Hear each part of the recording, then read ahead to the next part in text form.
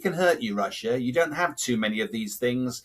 And one by one, we can take you out. Things like the strategic bomber fleet, which the drones took out the other day, looks like a drone again this time. The attacks against Russian oil and energy infrastructure, all of those are causing pain. Hello and welcome to Frontline with me, Philip Ingram. Now, today on day, I think it's 1,393 of Vladimir Putin's 10-day special military operation, or full-scale invasion of Ukraine, we're very privileged to be talking once again to Sean Bell. Sean, a former RAF fighter pilot, well, actually, a special fighter pilot because he used to fly Harrier jump jets. I love them to bits. And a former Air Vice Marshal in the RAF, now a military analyst, and co-founder of Red Matrix Productions and the High Ground podcast. And you're an ambassador for the RAF Association. I have to get that in. Sean, welcome back to Frontline. Philip, it's always a pleasure to join you. It's good to see you again. Now, there's lots going on around Ukraine, but there's not a lot hitting the press because of other horrible things that seem to be going on. But shipping is a big thing at the moment, and we're seeing Ukraine having more and more audacious attacks. We saw a submarine being attacked in a Russian harbour in the Black Sea. We've seen merchant shipping attacked in the Black Sea. Do you think this is a new and potentially dangerous phase of Ukraine's tactics, or is it an inevitable development of what we'd expect them to be doing? Yeah, it's always difficult to tell, isn't it? I mean, we have to bear in mind. I love that you keep count of these days. I'm just we're heading very shortly into the 5th year of this war. You know, a grinding war that, as you say, nobody expected Ukraine to last the initial onslaught, and it's been through amazing bravery, tenacity, international support, and innovation that's kept Ukraine in the fight. They are losing on the front line. They are being pushed back. We can get into that. But they are finding other ways to strike and hurt Russia. And I think one of the ways is that if it's true that they've taken out one of these Kilo-class submarines, certainly the video looks pretty compelling, but Russia is saying that there's nothing happened at all. That's a continuation of we can hurt you, Russia. You don't have too many of these things. And one by one, we can take you out. Things like the strategic bomber fleet, which the drones took out the other day, looks like a drone again this time. The attacks against Russian oil and energy infrastructure, all of those are causing pain. What I think is interesting is that you also mentioned, though, that Russia, in turn, seems to be attacking some of the port and civilian shipping. I'd be really interested in your view as well, but given I suppose I'm the guest, my take on that at the moment is that Russia also recognises that big handfuls now, you're a former soldier, soldiers win battles, but nations win wars. It's not just about fighting on the front line, it's about generating the bullets, the guns, the missiles, the infrastructure you need, the weapons you need to sustain a long war. And that's a whole of society approach. Russia is spending, I think it's 7% of GDP now on defense, 40% of available funding. Its economy is on a war footing, and therefore it's generating all of this. What it's targeting, I think, is knowing that Ukraine is having to import lots of this stuff. It's coming in on all sorts of landlines, so it's been targeting rail infrastructure, but also by sea. And as you and I both know, if you target civilian shipping, it can't operate without insurance. Insurance becomes untenable if it comes under attack. So I suspect that's what Russia's doing here. Well, yes, it's interesting. I think that's the Russians responding to their Shadow Fleet tankers being attacked, and they attacked 2 grain ships and a couple of others. But the grain ships were actually Turkish flagged, which will be interesting given Erdogan's position in all of this. And I think that will.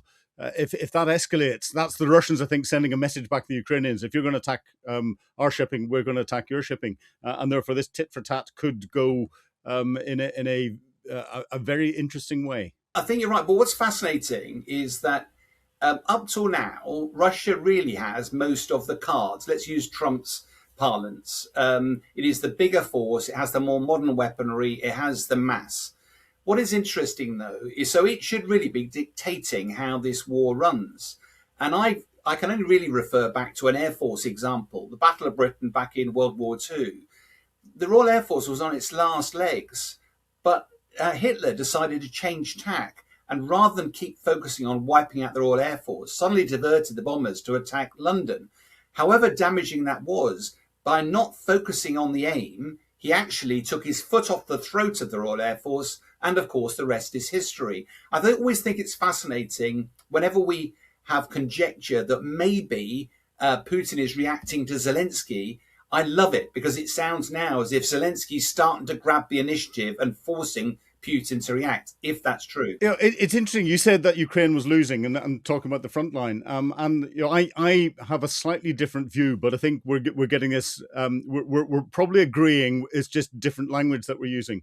And Ukraine is trading space for time. They are losing territory in the front line, but it's at a pitifully slow pace in Russian advance. During the Second World War, in the same length of time, Russia had pushed the Germans back from just outside Berlin, just outside Moscow to just outside Berlin.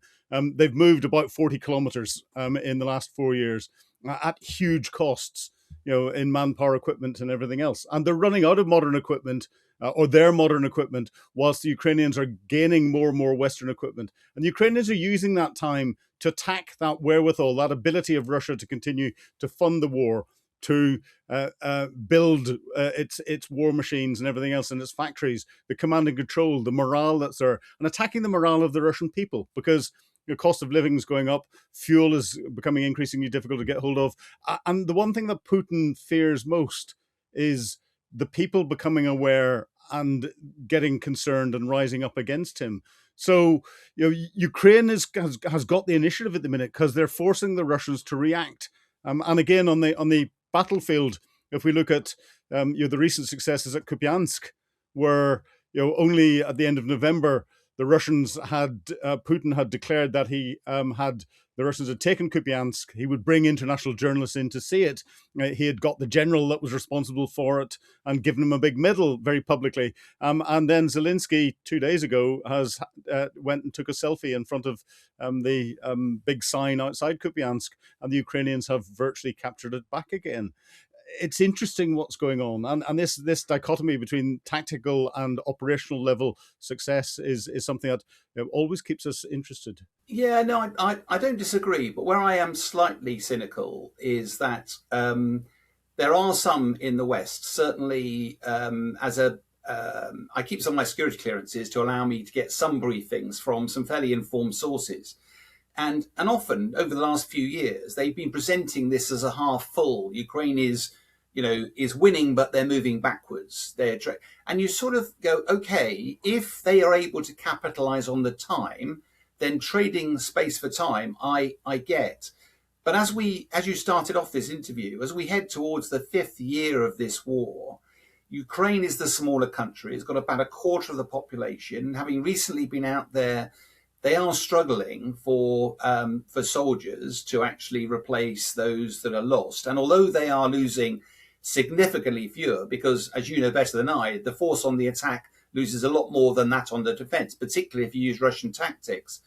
But given that Putin has time, and whilst I respect the fact you can look at the time and how Ukraine has used it in a relatively positive way, if I was to look at this at an operational strategic level, I think Putin is probably feeling bolder and more emboldened now than he ever has been in this war. He is making ground. He's watching America's position look increasingly fragile. He's watching NATO and Europe particularly become a lot more fragmented. And Europe is rushing around trying to come up with some sort of negotiated solution without him even being at the table.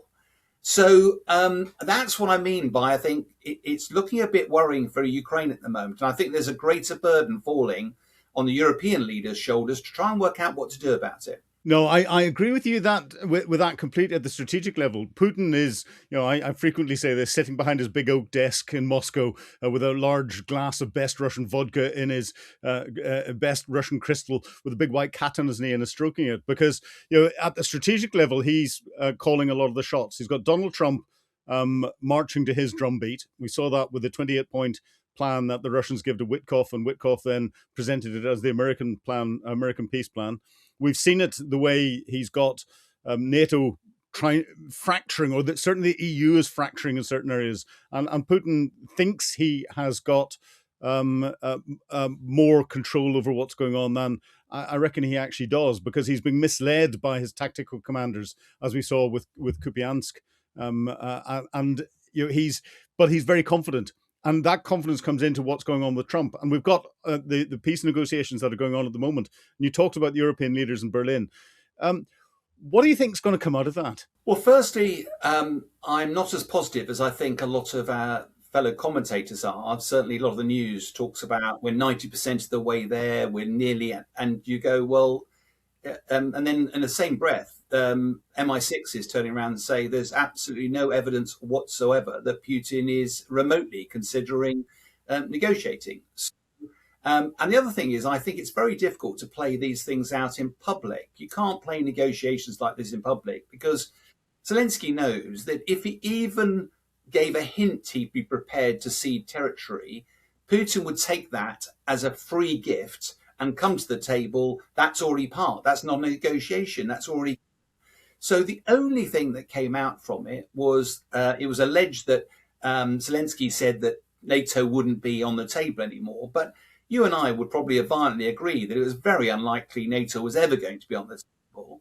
But the principle, the key issue, I think, here is that despite all the rhetoric, it's clearly up to Ukraine. Territory is going to be very difficult for Ukraine to take back. I think there's an inevitability. And when I was last out there, even Ukrainians now are saying there feels like an inevitability that some of their territory will have to be ceded, whether permanently or temporarily, as a compromise.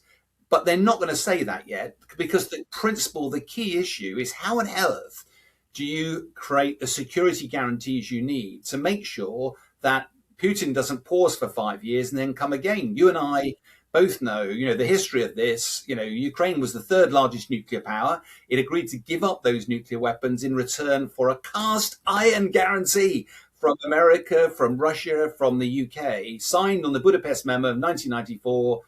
And within 20 years, Putin had ripped it up, moved into Crimea. 10 years later, had moved in to the Ukraine. So it will not be possible for America's Trump or anybody to sign a bit of paper and say, no, we promise to come to your aid if there's a problem. Zelensky will never accept that. And therefore, I think the issue, which a lot of Europeans are now stepping up, and my final thoughts on this, and I'm really interested to hear your thoughts strategically here, is Ukraine is not a member of NATO.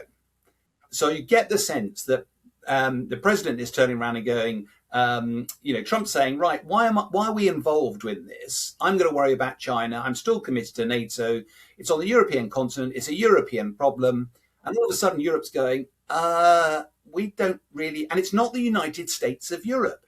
It's a whole bunch of individual countries with their own language, their own culture, their own priorities. How on earth do you drag those countries together? Probably the four powerhouses of France, Germany, Poland, and the UK. They probably could get a credible capability if they could work together on it.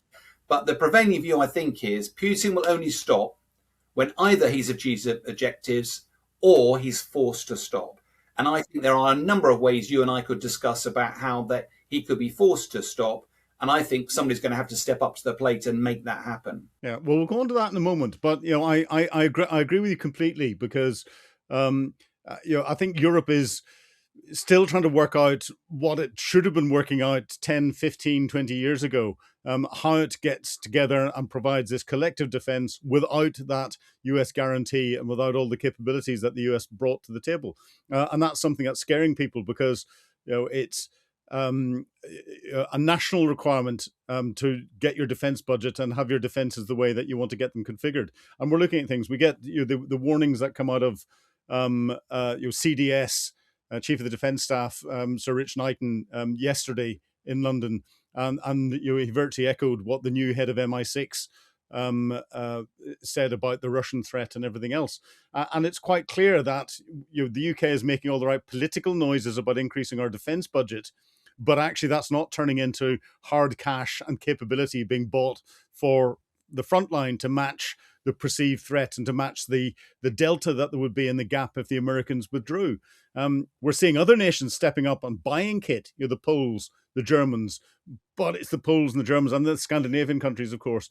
Do you think, what do you think of head MI6 and CDS's comments? And do you think that we are actually properly focused on the threat, and as a country stepping up to the plate? Yeah, I mean, it's fascinating, isn't it? The headline, I think, is you related to Germany there. A colleague of mine was chatting to the chief of defence in Germany and talking to him about budgets. And he apparently, how much money have you got to spend? And he just apparently said, I've been told, keep spending, we'll tell you when to stop.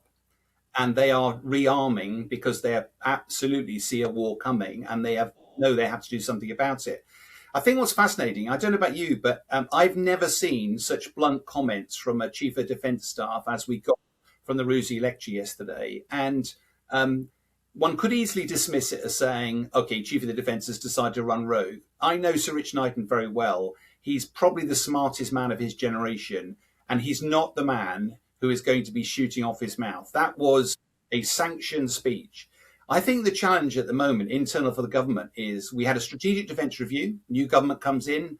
I think that was pretty well received, the defence review, but that's a vision of what defence is going to look like for the next 10 years. But vision without funding is hallucination. The money profile over that was the Defence Investment Plan, the DIP, that was meant to have been completed by the end of August. I've not seen anything of that yet, and it doesn't appear that it's going to come out to the new year. Meanwhile, the government has made clear its financial priorities when Rachel Reeves announced there was going to be more money for welfare and not a mention of defence. And there is this feeling, and I deal with a lot of the current serving military commanders who have to be somewhat cautious about what they say, but there's evident anger building, because they're turning around and going, we think that there is an element of playing Trump long. He'll be out of power in a few years' time. Promise jam tomorrow, promise the 3.5% to 5% GDP, but in 10 years' time, that's a tripling of the defence budget. But if you push that out to 10 years' time and don't do anything now, then maybe you'll still be able to manage your priorities. And I think that's angering people now. That's why Chief of the Defence Staff said what he did, because he's making a wake-up call that the best way, as you and I both know, to avert war is to prepare for war.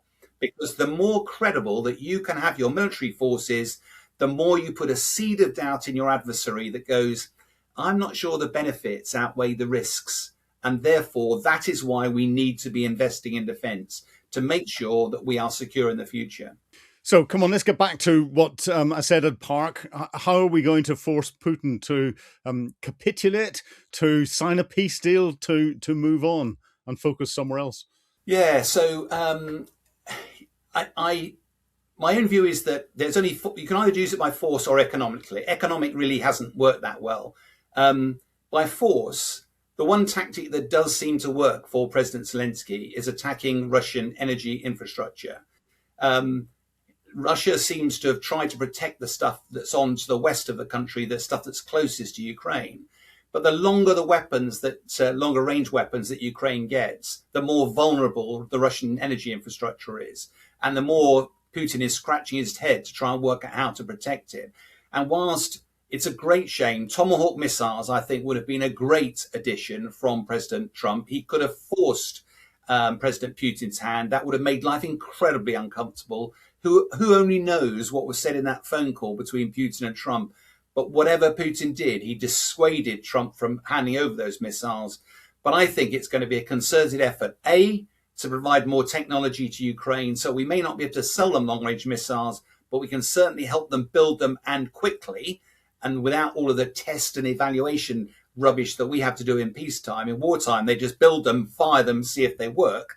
And the other bit is actually looking at whether a no-fly zone over part or all of Ukraine would have, in my humble opinion, a dramatic impact on Putin's calculus. It's minimal risk because, frankly, I'm a former aircrew, but you're putting ones or twos of aircrew lives at risk. But it's a very powerful statement. And I, for one, believe Western air power massively dominates what Russia has. It would cause a major challenge for them. Well, if you can get the air ISR up in the place and the coordination, you can see any threat that's coming quite easily from a long way off, and keep the individual air crews safe from that. And I agree with you from that perspective. We've got Ukraine has just launched its launched it. They have paraded their own ballistic missile capability, which Zelensky said was coming, and they said they're going to manufacture lots of those. So we've got lots of Ukraine's ballistic missiles. We've got the Flamingo long-range cruise missile. Do you think that the energy infrastructure is Putin's Achilles heel then? I think what you said earlier on in this interview, I think it's very important that one of the things Putin can't afford to lose is the tacit support of his people.